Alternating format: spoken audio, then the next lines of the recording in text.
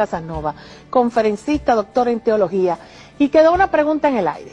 Fernando, tu conversión a la Iglesia Católica fue muy importante hoy en día para nosotros los católicos, porque nos estás edificando, nos estás ayudando, y me imagino que también para muchos hermanos tuyos separados, quienes han podido aprovechar esa experiencia.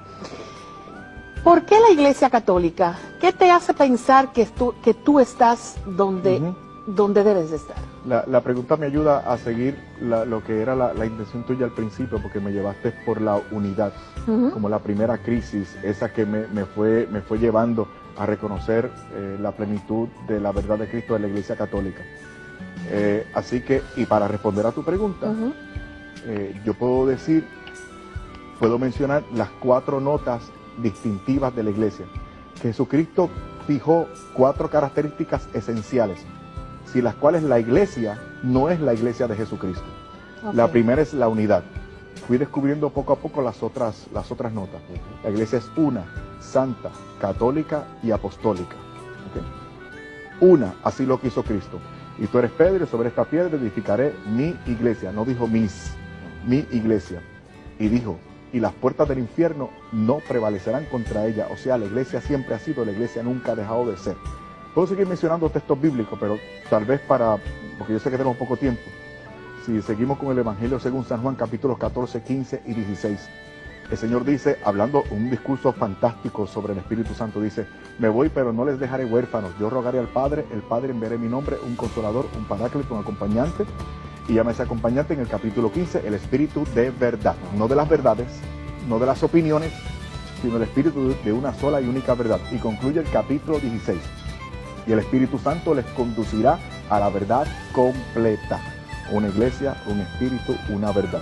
Cristo lo quiso de esa manera. Santa, porque fue fundada por el Santo de los Santos y es animada y dirigida por el Espíritu Santo. Y ya dimos evidencia sobre eso. La iglesia sigue siendo la misma. Otras iglesias de gente muy buena actualmente no llega a los primeros 20 años sin que se dividan y se subdividan. Para comenzar por ahí. O sea, claro, esto me da pie a otra cosa. Cuando yo me tiraba los discursos en contra de la Iglesia Católica, eventualmente reconocí el prejuicio del cual te hablaba al principio. Se decía, la Iglesia Católica hizo, la Iglesia Católica hizo, la Iglesia Católica hizo. Eso es un discurso hipócrita. Primero porque Jesucristo no dijo que esta iba a ser su iglesia siempre y cuando nosotros fuésemos perfectos, castos y puros. Claro. En todo caso tendríamos que sacar la parábola del trigo y la cizaña de la Biblia. En todo caso tendríamos que decirle al Señor, te equivocaste al escoger esos 2 de sinvergüenza. O al establecer a ese que te negó como piedra sobre la cual fundaste su iglesia. Claro. El Señor que le dio la tesorería, no al contador, que era Mateo, sino al ladrón, que era Judas. O sea, mira cómo se va diseñando su iglesia. Eso en primer lugar. Como compañía a María, que era una prostituta. También. Sí. Para comenzar. Segundo, las exageraciones estas de las leyendas negras y ataques de lo que supuestamente hizo la Iglesia Católica en el pasado son exageraciones. Alguien me dijo una vez, tu iglesia mató 6 millones de personas inocentes durante la Edad Media, Santa Inquisición. Claro, le saqué los libros y le dije, mira, no llegaron a 2000. ¿Sabe lo que me dijo? Bueno, pero 2000 es algo. O sea, no dice que esté equivocado, no dice...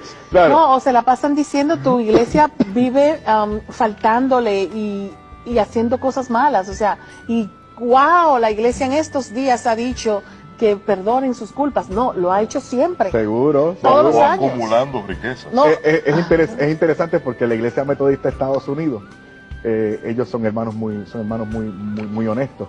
Y tú sabes que 1% que triplica los sacerdotes católicos pederastas en Estados Unidos, en el clero metodista de Estados Unidos, ese problema se triplica. Situaciones conocidas, se triplica.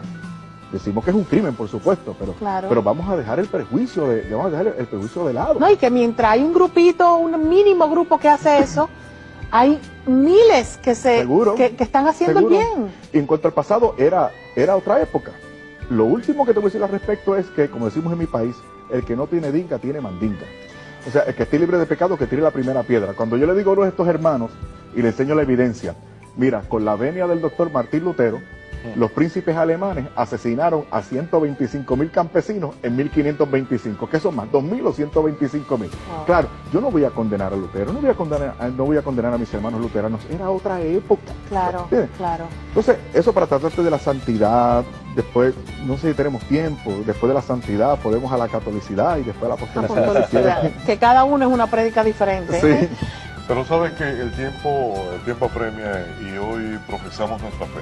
Así profesamos una fe católica que es santa, aunque nos vienen cuestionando. Creo que es uno de los principales problemas que hemos enfrentado, que nuestra Iglesia Católica no es santa, ya sea por los problemas que algunos miembros han desarrollado, que no es santa porque tenemos miles de millones acumulados a través de los siglos. Pero cuando invocamos al Señor, Fernando, y lo invocamos a través de sus santos, de los signos que tenemos ya a través del credo, a través de todas estas gracias que ha derramado, es correcto. Seguro, y otras evidencias más. Cristo el Señor, por ejemplo, estableció e instituyó un culto a través del cual nosotros ingerimos su cuerpo, sangre, alma y divinidad, y nos disponemos a asimilar y a parecernos a Jesucristo. Ese culto es la Eucaristía, la que celebraban y a la que le eran fieles los mártires, los que se escondían en unas catacumbas a participar de ese culto en los primeros años de la fe cristiana, de la iglesia cristiana, sabiendo que si los atrapaban, los mataban. Atraparon a muchos de ellos y los mataron, y nunca dejaron de atender el precepto de la Santa Misa. Ellos no cambiaron el culto, no fundaron otra iglesia, no se fueron para otra religión, violaban la ley, iban en contra de lo dictado por el imperio, se metían debajo de la tierra y allí en las catacumbas ellos celebraban y participaban de la Santa Misa. Eso es un signo de fe, eso es un signo de perseverancia y de fe martirial. ¿Y qué pasa con las imágenes? Eso quería preguntarte. Yo quiero preguntarte, es una cuestión de preguntar y de ser excesivamente punzante con ese tema, instigador, que es cansante ya, o sea, ya yo estoy cansada y no me puedo cansar porque estoy predicando su palabra. El hecho de, ustedes son unos idólatras, ustedes idolatran imágenes, ustedes creen en estatuas, la palabra de Dios dice que no tienen ojos, que no tienen boca, bla, bla. ¿Qué tú puedes ayudar con eso? Lo que enseñamos al principio al respecto es lo siguiente. No perdamos el tiempo argumentando al principio. Vayamos siempre a la premisa. Siempre. La premisa que escriben es, está mal tener imágenes religiosas porque ustedes las adoran. Pierde el tiempo. Nosotros no adoramos imágenes. O sea, claro que no. Y es bueno también confrontarlos un poco. ¿Qué tú me estás diciendo a mí? Ese es el criterio que tú tienes de mí. Me está faltando el respeto, hermano. Ten cuidado conmigo. Eso para comenzar por ahí. Luego entonces los podemos referir al contexto. Ellos citan, por ejemplo, Éxodo capítulo 20, versículo 3. No te harás imagen alguna. Mira qué interesante. Parece que la prohibición es tajante, plena y absoluta. No te hagas imagen alguna. Nada de nada. De lo que está en el cielo, en la tierra y debajo de la tierra. O sea, nada.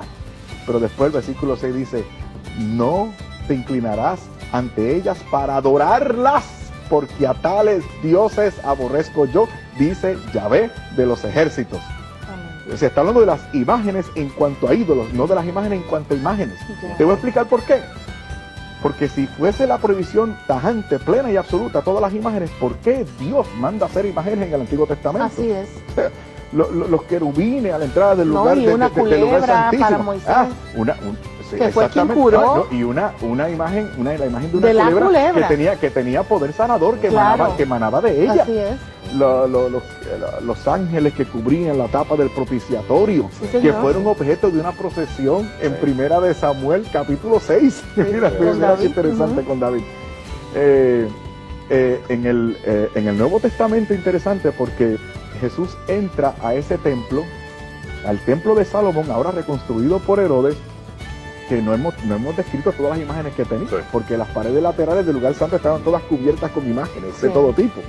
Y el Señor entra y no condena las imágenes del templo, sino los que hacían negocios del templo.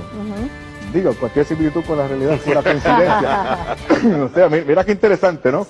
Jesucristo dice, lo tratan de tender una trampa. Es lícito pagar tributo al César, dame una moneda. ¿De quién es la imagen que está impresa?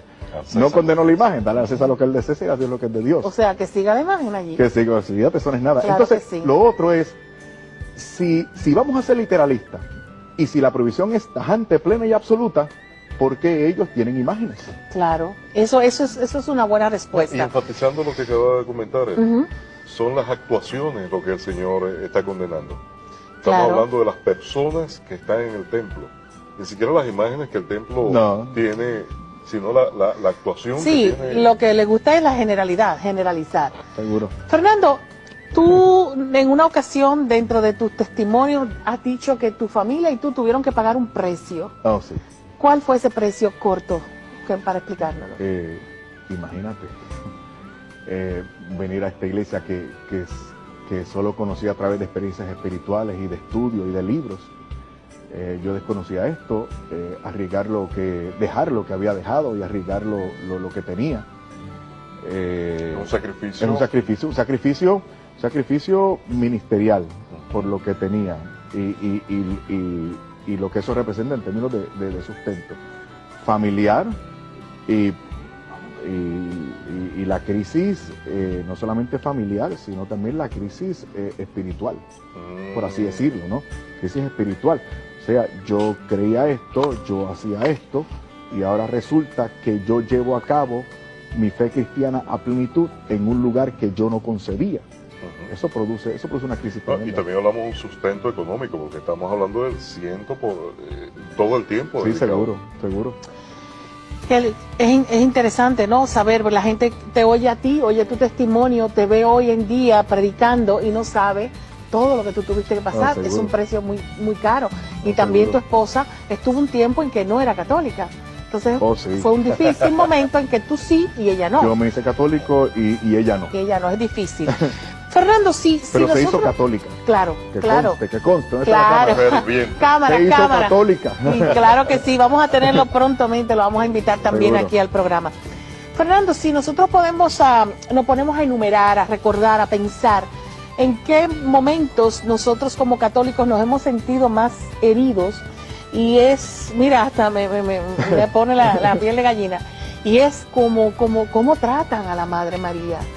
Cómo tratan, cómo insisten en ese tema, ¿no? Es un desconocimiento de nuestra piedad mariana y del fundamento de nuestra piedad mariana que los lleva a decir cosas incoherentes. Por ejemplo, el Señor trata a su mamá de mujer.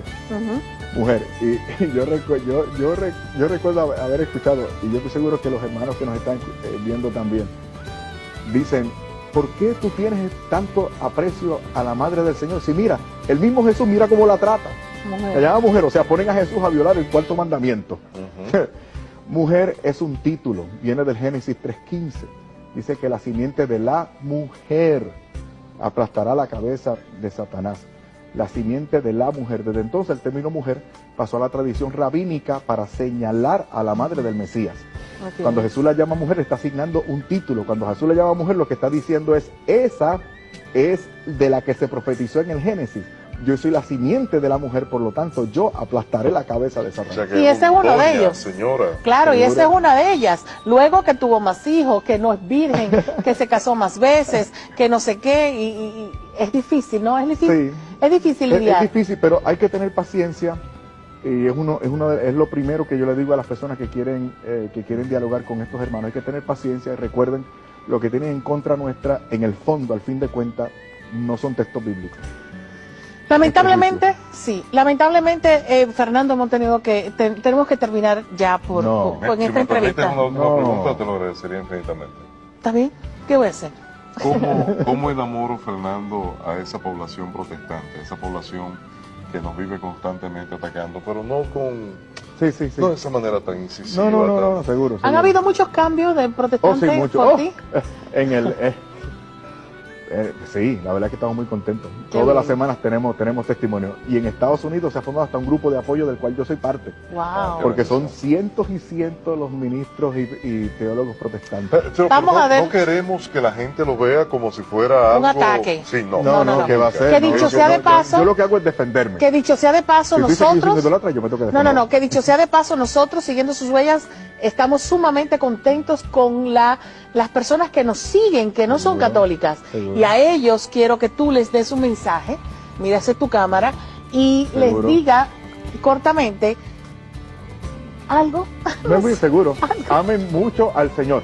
Primer y más grande mandamiento. Ama al Señor tu Dios con todo tu corazón, toda tu alma, toda tu mente y todas tus fuerzas. Primero es un mandamiento. Por lo tanto, el amor no es un sentimiento, un ejercicio de la voluntad. Tú decides quién es el sujeto o el afecto, quién es el sujeto o el objeto de tus afectos. Segundo, si tú amas a Dios de esa manera, eventualmente no te conformarás con poco, ni siquiera con mucho, lo querrás todo. Eventualmente, si comienzas y eres consecuente con la búsqueda, te encontrarás con la iglesia que lo tiene todo. Simplemente busca, ama mucho al Señor, profundiza, abandona los prejuicios y acá nos vemos. Y para finalizar, ahora sí, el final, a los que ya somos católicos, para profesar nuestra... Ser consecuente con lo que se dice creer. coherente. Seguro.